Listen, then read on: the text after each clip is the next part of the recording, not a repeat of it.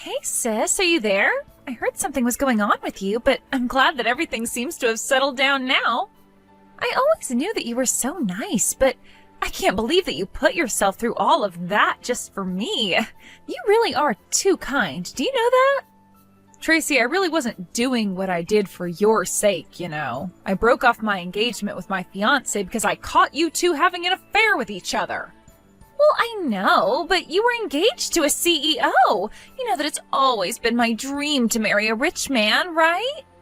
I don't even know what to say to something like that. Is that supposed to be an excuse?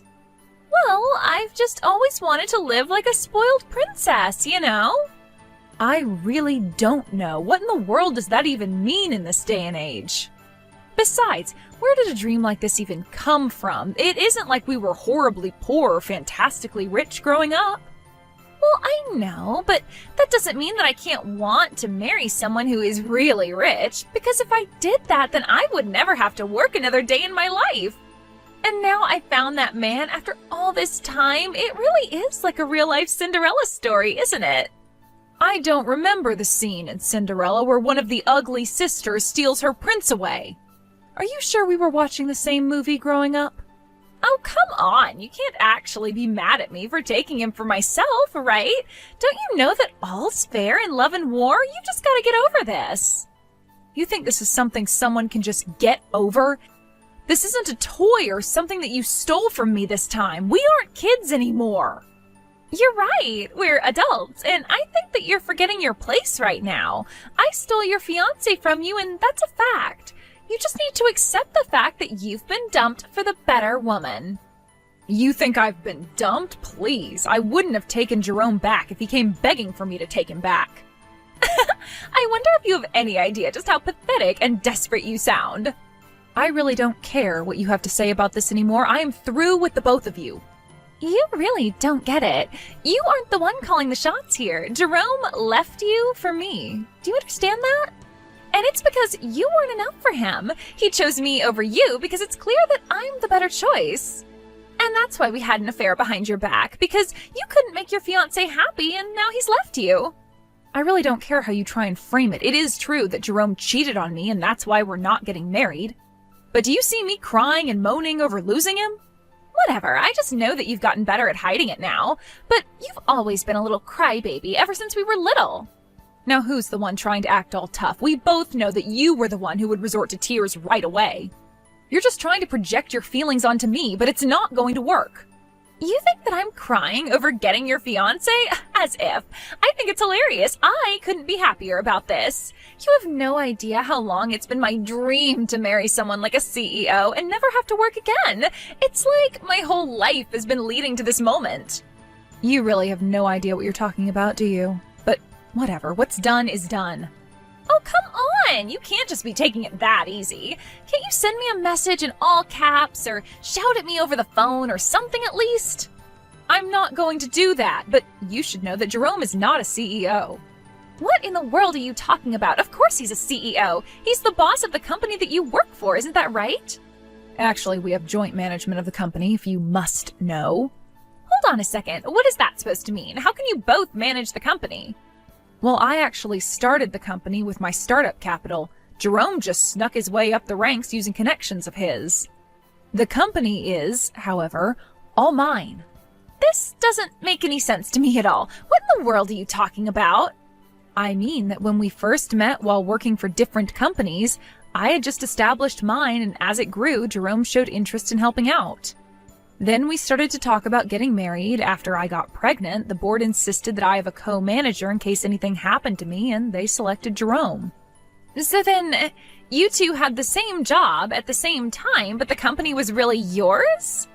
But then, I don't get it. Are you telling me that you're also the CEO of a company? I would say I'm more CEO than Jerome. After all, it was my money that began the company. And I'd double check about Jerome still being a CEO since he would have been fired by now. Fired? What do you mean by that? I mean that once the board found out that Jerome was cheating on me, they asked him to step down and began a full investigation into him. It turns out that he was using company money to take you out for meals and on dates. So the board had more than enough evidence to fire Jerome right then and there. In fact, I believe all of this happened last week. Last week? Are you sure? He hasn't told me anything about any of this. Well, you might want to go and try talking to him about some of this in that case. But then, doesn't this mean that Jerome isn't even a CEO and that I won't actually be marrying a really rich guy? That's what you're worried about? I tell you that Jerome was embezzling from the company, something he could go to jail for, and that's all you care about? You're just lucky the board already agreed not to press charges as long as Jerome pays the money back. Of course, we are prepared to press charges if that doesn't happen. But I was supposed to live life like a princess. I thought I had stolen your man away from you with my charm and good looks. But now you're telling me that the man I stole from you doesn't even have a job? Yeah, and I don't imagine he has much in the way of savings, given how lavishly Jerome likes to live. But why didn't you say anything about this to me sooner? You should have warned me about him. Ugh, I never want to talk to you again. Are you really saying that to me? Oh, that message isn't showing up as read. Well, okay then. Have a nice life, sis. Hey Mabel, are you there? What the heck is the matter with you, huh? Why the heck did you have to go and tell your sister that I wasn't the CEO of our company anymore, huh? First of all, it isn't our company. It's always been my company. Second of all, don't be upset just because I told my sister the truth. Not only about your job, but also all about how you were fired. After all, it's not like I ever promised that I wouldn't tell her. You little... Don't you realize what you've done? Now she doesn't want to marry me anymore. You've messed up my whole life with this. Oh, so you mean you've managed to fumble marrying 2 women now? You've really got to work on that, Jerome. You would like to think so, wouldn't you? But it shows what you know. And just what is that even supposed to mean, huh? I mean that I wanted to see how you would react. The truth is that I talked to your sister and smoothed things out. So we're still going to be getting married. And just what kind of lies did you have to tell her to get her to go along with that? I told her that the reason I chose to step down from my position as CEO of our company is so that I can do and start my own company. And I've already been preparing for this for a long, long time. After all, I was the one who took our company to where it is today. I know all about how to raise a successful company from the ground up now. You're really going to start a company all by yourself? What? Like it's hard? I'm going to start a company and it's going to grow far beyond what you could ever imagine. I'll dominate the industry and become untouchable. Well, you might know how to found a company, but that doesn't mean that you're any good as a manager. And I don't think you've ever shown any promise there anyways. Are you kidding me?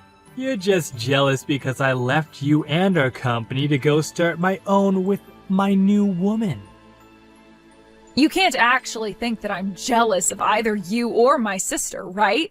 You realize how stupid you sound, don't you? Whatever. You're the one who doesn't know what you're talking about. Tracy and I are going to live happily ever after while your company just crumbles without me. Just stay out of my way and never try to interfere with my life again. I really don't care what you and my sister choose to do with your lives, but you do realize that you need capital to start a business, right? Do you have that kind of money? Because I know that you still owe me for the legal fees from your affair. You think a genius like me needs to waste my brain power on small details like that? I have big plans, and when I tell them to the bank, they're going to have to give me my loan. And I'll get the loan and start my company and have everything up and running in 6 months. 6 months, huh? You really think you can handle doing all that in such little time? Well, in that case, I want you to pay me what you owe me right now. This is why you always used to get on my nerves. The second you saw that I was going anywhere in life, you would always find a way to try and hold me back. Why can't you just be more like your sister and let me do whatever I want without making little comments on it? If you've got a problem with constructive criticism now, just wait until you're in a boardroom meeting. Besides, you knew that I was like this when we first started dating. Did you really expect me to change? You know, I never even wanted to be engaged to you. But I knew that it was the only way to hold on to my position and my power. But then I met your sister. And I realized I didn't have to sell my soul to live like this. What your sister and I have is true love. And it's going to give us the success we need. Well, I really do hate to stomp on your dreams, but let's just hope that it's true love that you two have. Of course it is! We've tied together and nothing is ever going to come between us. Well, good luck with that. I just hope that you two can stay together long enough to be married. You'll see. We'll prove you wrong. We'll prove everyone wrong. And then you'll realize that you should have never underestimated me. Just now that I'm never going to work with your company again. So when I'm dominating the industry, you'll have to struggle just to keep the lights on. Well, you have to have found your own company and get it off the ground first, so good luck with that. And do hurry up and send me the money that you owe me, okay? Oh, you'll just have to wait for that. But don't worry. Once I have all my success, I'll be sure to pay you back that money with interest. And then you'll realize that that's only a taste of the wealth I'll have. Then you'll see how wrong you were about me. Hey there, Mabel. I just thought you should know Jerome and I moved in together. At first, I was worried about all the things you were telling me about him, like how he wasn't a real CEO or how he embezzled from the company. But then he finally started his own company. And now we've moved into an amazing condo, and we're the happiest that we've ever been. It's amazing. You moved into a condo together with Jerome? Because I haven't even heard anything about him creating a new company. Well, I suppose that's probably because Jerome just runs in different circles from you, doesn't he? This is where we're going to move into. He told me that he already paid for the condo and that they're just getting it ready for us. Oh, wait a second. I think I recognize that view. Isn't that Mammoth Towers?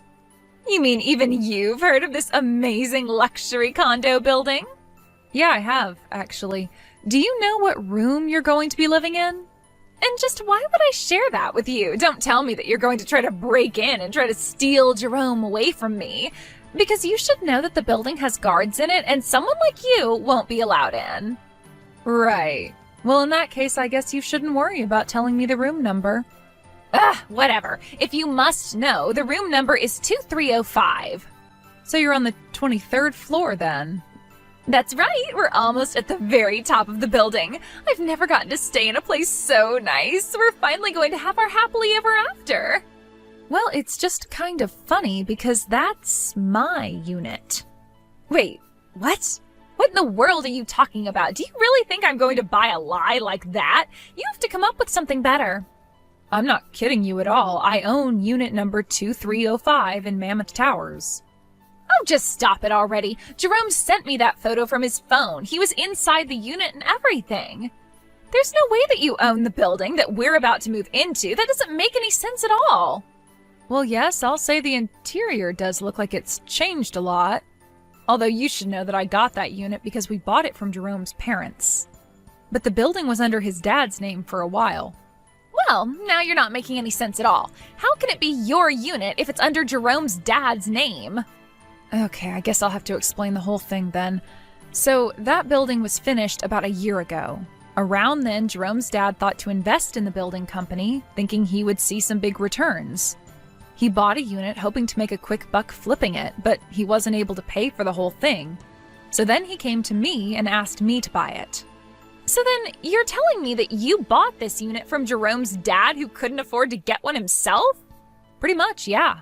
But now that I look at this photo, I can see that this is from when Jerome's dad still took care of the place. And that's why it's so different from how I have the unit looking now. But this can't be right. I mean, Jerome said that he and I would be moving in there. I already have my bags packed and everything. Well, I don't know what to tell you, except that it's not Jerome's place to choose what to do with it. How could you do this to us? What's the matter with you? I didn't do anything. In fact, you were the one who said that you never wanted to talk to me again. So how is this all coming back onto me? Because we're supposed to go and live in that big condo building. We were supposed to have our happily ever after there. Why do you always have to ruin things for me, Mabel? You're the worst sister ever. Look, I know this is probably a lot for you to take right now, but you can't blame this on me. But it's not just now. You've always stolen everything I wanted from me, even when we were little. I didn't steal anything from you. In fact, you would always take from me. Whenever I tried to get it back, you would instantly start crying to get Mom and Dad on your side. But it's not fair. I want to live in that big condo. It should be all mine. Well, it was never yours nor Jerome's to begin with. A while ago, Jerome's dad needed money right away and offered to sell me the condo for the price he had put into it. I bought it and have been living there for a while. That's how I know that the interior looks different now. I don't know why Jerome thinks you two are moving in, but it's just not going to happen. If anything, I think that this is just one small part of a much larger lie that he's telling you. But this really isn't my problem anymore. Please don't bother me with stuff like this ever again. It turns out that when it was time to move, Jerome ended up taking my sister to go and move in with his parents. Apparently, they were in serious debt, and this was part of the plan to use Jerome and Tracy to pay off their debts. Tracy was messaging me, begging to help get her out of there, but I just read her texts and then blocked her number. She tried living with them for a couple of months, just hoping that this was all part of Jerome's plan to start his own company. Of course, he had never really even begun the process and was lying to Tracy this whole time about his intentions. I heard later from my parents that they ended up bailing out Tracy and rescuing her from her in-laws' house. Now, both my mom and dad are keeping a very close eye on Tracy and making sure she finds a job and learns some responsibility. As for me, life went on as normal. Nothing Jerome or Tracy did really ever had a chance to affect me. I told my parents that I wouldn't be doing anything to support my sister, and they understood and agreed with me. Thank you for watching till the